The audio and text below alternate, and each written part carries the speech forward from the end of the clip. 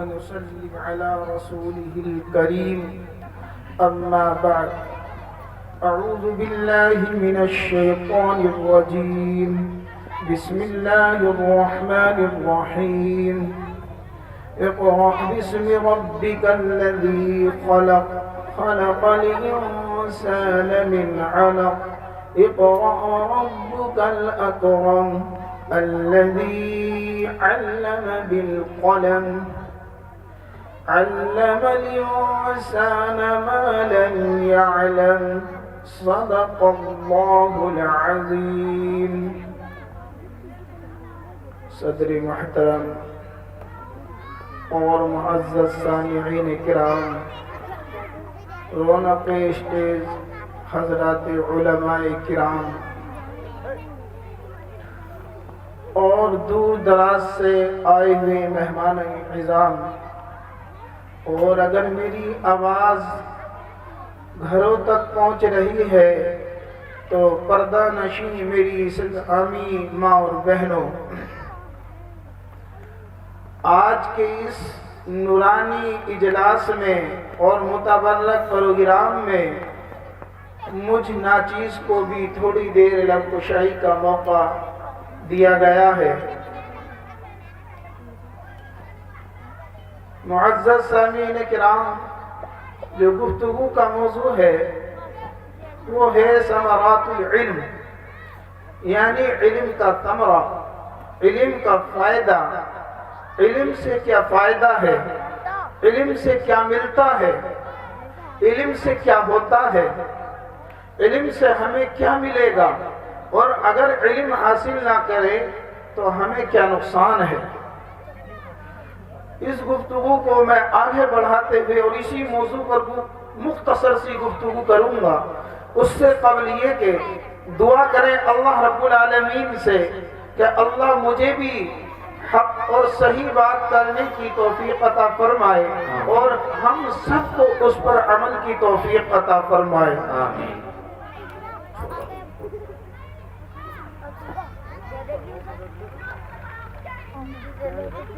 معزز سامعین کرام، جیسے بینا اور نابینا برابر نہیں ہو سکتے، معذور اور صحیح سلامت یہ برابر نہیں ہو سکتے. نابینا سے پوچھو کہ اس کی آنکھوں کی روشنی نہیں ہے، اسے کتنی دقت ہوتی ہوگی چلنے میں، کتنی دقت ہوتی ہوگی چیزوں کو چھونے میں، کتنی پریشانی کا سامنا کرنا پڑتا ہے اسے. وہی جانتا ہے خود اپنے حال کو کہ وہ نابینا ہے، اسے کچھ دیکھتا نہیں ہے، کتنی پریشانیوں کا مشقت اسے جھیلنا پڑ رہا ہے. وہ تو وہی جانتا ہے، میں اور آپ اس کا حساب نہیں لگا سکتے اور اسے محسوس بھی نہیں کر سکتے. بس ایسے ہی سمجھ لیجئے کہ علم والا اور بغیر علم والے میں یہی فرق ہے. اگر یہ مختصر سا جملہ ہماری کشکول کے اندر فٹ ہو جائے، اس میموری میں یہ بات فٹ ہو جائے، جم جائے، تو بات کا سمجھنا بالکل آسان ہو جائے گا. میرے دوستو، اس علم کا کچھ مقصد تھا. اللہ رب العالمین نے جناب محمد رسول اللہ صلی اللہ علیہ وسلم کو اس دنیا میں جو بھیجا مقصد ہے، اور قرآن لے کر دے کر بھیجا اس کا مقصد ہے، اور قرآن کو عام کرنے کو فرمایا اس کا مقصد ہے. جیسے یہ پروگرام جو کیا جا رہا ہے، جو یہ جلسہ ہو رہا ہے اور آپ اس جلسے میں بیٹھے ہوئے ہیں، اس کا بھی مقصد ہے.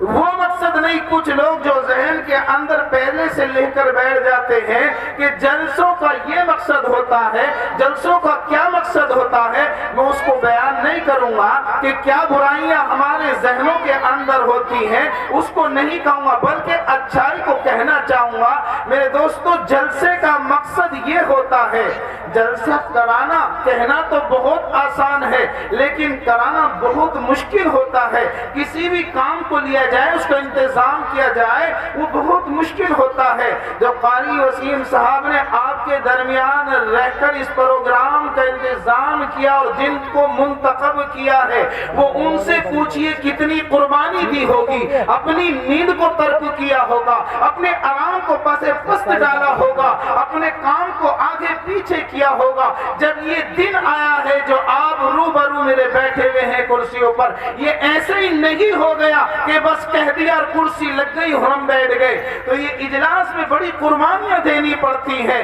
آپ کی معمولی سی قربانی ہے کہ آج آپ نے نیند کو قربان کیا ہے، آرام کو قربان کیا ہے۔ میرے دوستو، بات کو مختصر کرتے ہوئے جلسے کا مقصد بتاتا چلوں اور پھر آگے اپنی بات شروع کروں۔ جلسے کا مقصد میرے دوستو یہ ہے کہ ہمارا تعلق رب سے جڑ جائے، ہمارا تعلق اللہ سے جڑ جائے۔ اس جلسے کا مقصد یہ ہے کہ ہر ایمان والے کا تعلق اللہ سے جڑ جائے، وہ ایک اللہ کو ماننے والا بن جائے، ایک اللہ کی عبادت کرنے والا بن جائے، اپنے کاموں کو اللہ سے بنوانے والا بن جائے، اپنے رب کو راضی کرنے والا بن جائے، اپنے خدا کو راضی کر لے، اپنا تعلق رب سے جوڑ لے۔ یہ جلسے کا مقصد ہے۔ میرے بزرگوں، یہ جلسے کا مقصد ہے، ایسے علم کا بھی مقصد ہے۔ انگریز نے انگریزی تعلیم شروع کی، اس کا مقصد ہے اور وہ مقصد میں پورا کامیاب اترا ہے۔ انگریز کا مقصد یہ کہ ہر بچہ انگریزی بولنا جان جائے، ہر گھر میں انگریزی پڑھنے والا بن جائے، چاہے وہ کسی بھی ملک کا رہنے والا ہو، کسی بھی خطے کا رہنے والا ہو، کسی بھی برادر کا رہنے والا ہو، کسی بھی خاندان سے تعلق رکھتا ہو، لیکن وہ انگریزی بولنی سیکھ جائے۔ اور دوسرا مقصد یہ انگریزی بولنے کے ساتھ ساتھ انگریزیت اس کے اندر آ جائے۔ اس سے میرا مقصد انگریزی تعلیم کو برا نہیں کہنا ہے، میں انگریزی تعلیم کی برائی نہیں کر رہا ہوں، بلکہ میں تو خود یہ کہتا ہوں کہ آپ اعلیٰ تعلیم حاصل کریں، اور میں تو یہ بھی کہتا ہوں اے بستی والوں کہ آپ کے بچے باہر جا کر ڈگری حاصل کر کے لائے۔ میں اس کی برائی نہیں کرنا چاہتا، میں کیا بڑے بڑے علماء بھی اس کی برائی نہیں کریں گے، لیکن مقصد بتانا مقصود ہے۔ مقصد یہ ہے انگریزی تعلیم کا کہ انگریزی تعلیم کے ساتھ ساتھ بچے کے اندر بچے کے ذہن میں انگریزیت بھر جائے اور وہ اس میں کامیاب ہے۔ آج کوئی گھر ایسا خالی نہیں ہے جس کے اندر انگریزیت نہیں ہے۔ آپ اس موبائل کو لے لیجئے کہ آج موبائل میں کیا نہیں ہے، کون سا ایسا گھر بچا ہوا ہے، کون سا ایسا نوجوان بچا ہوا ہے جو اس کے ہاتھ میں یہ موبائل نہیں ہے۔ لیکن ہم موبائل ہی پر غور کریں۔ میں موبائل کی بھی برائی نہیں کرنا چاہوں گا، اس کی برائی کا ذکر نہیں کروں گا، بلکہ اس کے فائدے کا اور مقصد آپ کو سمجھاؤں گا کہ موبائل کا مقصد کیا ہے۔ تو شروع میں موبائل چلا تھا، وہ صرف فون کرنے کے لیے نمبر ڈائل کریے فوراً بات شروع کیے، اس کے بعد میں اور ذرائع محنت چلتی چلی گئی۔ لیکن بات یہ مقصود بتانی چاہتا ہوں میں کہ موبائل لے لیا آپ نے، اب موبائل میں کوئی بھی آپ کچھ بھی چلاتے رہیں، کچھ بھی دیکھتے رہیں، کوئی کام بھی موبائل کے اندر کرتے رہیں، چاہے تعلیم حاصل کریں، چاہے پڑھائی کریں، چاہے کوئی تقریر سنے، چاہے کوئی نعت سنے، کسی بھی کام میں مشغول ہیں، لیکن کسی نے فون اس پر کیا، نمبر ڈائل کیا، سارے کاموں کو چھوڑ کر موبائل یہ بتاتا ہے کہ آپ کے احباب نے یا آپ کے جاننے والے نے آپ پہ نمبر ڈائل کیا ہے، وہ آپ سے بات کرنا چاہتا ہے، آپ سے گفتگو کرنا چاہتا ہے۔ یہ موبائل سارے کاموں کو چھوڑ دیتا ہے اور اس کام پر آ جاتا ہے جس مقصد کے لیے یہ موبائل بنا گیا آ جاتا نہیں آ جاتا؟ سارے کاموں کو موبائل چھوڑ کر اس مقصد پر آ جاتا ہے۔ تو انگریزی تعلیم کا جو مقصد تھا وہ مقصد ان کا حاصل ہو گیا، تو کیا اس تعلیم کا کوئی مقصد نہیں ہے؟ اللہ رب العالمین نے جناب محمد رسول اللہ صلی اللہ علیہ وسلم کو اس دنیا کے اندر بھیجا اور قرآن دے کر بھیجا، کیا اس کا مقصد نہیں ہے؟ نہیں میرے بزرگوں، اس کا مقصد ہے ایک قرآن ہی کی ایسی تعلیم ہے جو مساوی پیدا کرتی ہے، برابری کا حصہ دیتی ہے، برابری کی عزت دیتی ہے، برابری کا مرتبہ سکھاتی ہے۔ یہ قرآن ہی کی تو تعلیم ہے۔ قرآن کی تعلیم سے پہلے تاریخ کو پڑھ کر دیکھو کہ کالے گورے میں فرق تھا، چھوٹی بڑی برادروں میں فرق تھا، یہ جہالت کا عالم تھا، لیکن قرآن آیا، اس ساری برائیوں کو ختم کر دیا، سب کو برابری کا حصہ دے دیا۔ یہ قرآن کا مقصد تھا، یہ قرآن کی تعلیم کا مقصد تھا، لیکن ہم قرآن کی تعلیم کو پس ڈال کر ایک طرف رکھ کر ہم دوسری تعلیم پر لگ گئے، بس اسی کو ہم نے مقصد بنا لیا اور اسی نے دنیا میں آنے کا مقصد بنا لیا کہ دنیا میں آنے کا مقصد یہ ہے کہ دنیاوی تعلیم کو اعلیٰ سے اعلیٰ حاصل کیا جائے۔ نہیں میرے بزرگوں، قرآن کی تعلیم کو حصہ بنایا جائے، قرآن کی تعلیم کو فروغ دیا جائے، قرآن کی تعلیم حاصل کی جائے۔ یہ مدرسہ جو قائم کیا ہے یہ بڑی قربانیاں ہیں، اور انہوں نے لڑکیوں کا مدرسہ قائم کیا ہے۔ لڑکیوں کا مدرسہ مردوں کے مقابلے میں اور زیادہ اہمیت رکھتا ہے۔ پڑوسی ملک کے رہنے والے جو بہت بڑے بزرگ ہیں، نام سنا ہوگا پیر ذوالفقار نقشبندی مجددی، یہ بہت بڑے بزرگ ہیں، انہوں نے لکھا ہے کہ اگر مرد پڑھا تو سمجھو فرد پڑھا، مرد پڑھا تو سمجھو فرد پڑھا، یعنی اکیلا پڑھا، لیکن لڑکی پڑھی تو سمجھو خاندان پڑھا۔ لڑکی پڑھی تو خاندان پڑھا، لڑکا پڑھا تو فرد پڑھا، تنہا پڑھا، کیونکہ مرد کا کام تو محنت کرنا ہے، وہ تو باہر رہتا ہے، اور عورت گھر میں رہتی ہے، تربیت اولاد کی وہ کرتی ہے۔ تو اولاد لڑکیوں کا پڑھنا بہت ضروری ہے، تربیت اولاد کی عورت کرتی ہے، اس لیے عورت کو پڑھنا زیادہ اولا ہے، زیادہ بہتر ہے۔ اس لیے ہر لڑکی کو ہم قرآن کی تعلیم حاصل کرائیں۔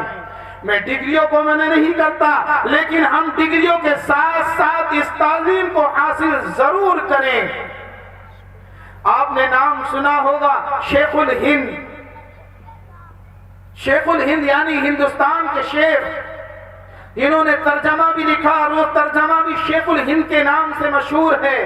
ہمارے علماء تو اکثر جانتے ہیں، لیکن میں آپ کو سمجھانا چاہتا ہوں کہ قرآن کا ترجمہ لکھا ہے، شیخ الہند کے نام سے مشہور ہے۔ حضرت شیخ الہند مولانا محمود حسن دیوبندی رحمت اللہ علیہ